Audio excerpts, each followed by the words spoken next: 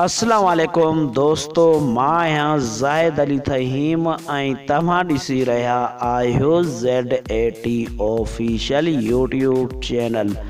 दोस्तों, उम्मीद आहे तव्हां दोस्त सभु ठीकु हूंदा ऐं ख़ैरियत सां हूंदा।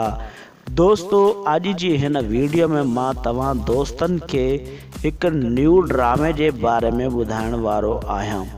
दोस्तों, तव्हां थंबनेल ॾिसी करे सम्झी त विया हूंदव त हिन ड्रामे जो नालो छा आहे। दोस्तों, मां अॼु तव्हांखे ॿुधाईंदुसि त हिन ड्रामे में कहिड़ा कहिड़ा अदाकार पिणु कमु करे रहिया आहिनि। दोस्तों, वीडियो शुरू करण खां पहिरियां तव्हां दोस्तनि खे हिकु नंढड़ी गुज़ारिश आहे, जेकॾहिं तव्हां अञा ताईं मुंहिंजी वीडियो खे लाइक नाहे कयो त मुंहिंजी वीडियो खे लाइक कयो ऐं वीडियो पसंदि अचे त कॉमेंट ज़रूरु कजो।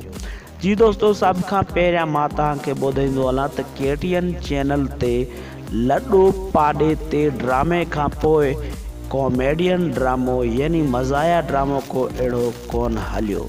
ऐं हा दोस्तों, मां तव्हांखे ॿुधाईंदो हलां त उन ड्रामे खां पोइ हाणे ही ड्रामो अची रहियो आहे ऐं हिन ड्रामे जो नालो आहे असी मत खसी। दोस्तों, मां तव्हांखे ॿुधाईंदो हलां त हिन ड्रामे में तमामु सिंध जा बहितरीन नाले वारा अदाकार पिणु कमु करे रहिया आहिनि, जीअं त मीर सोबदार खान, शहीद, एस भट्टी, हबीब पांवार, आशिक कहरी, अली मोहम्मद खासकेली, जहाज़ेब, रिमशा शहज़ादी, तैयबा चाचड़। इन्हनि खां अलावा काफ़ी सिंध जा बहितरीन नाले वारा अदाकार पिणु हिन ड्रामे में कमु करे रहिया आहिनि। दोस्तों, हिन ड्रामे जा पिक्चर ॾिसी करे बि सम्झी सघिजे थो त ही ड्रामो केतिरो मज़ाया हूंदो। दोस्तों, ही ड्रामो तमामु जल्द KTN चैनल ते ऑन एयर कयो वेंदो। दोस्तों, उम्मीद कयां थो तव्हां दोस्तनि खे ही वीडियो पसंदि आई हूंदी।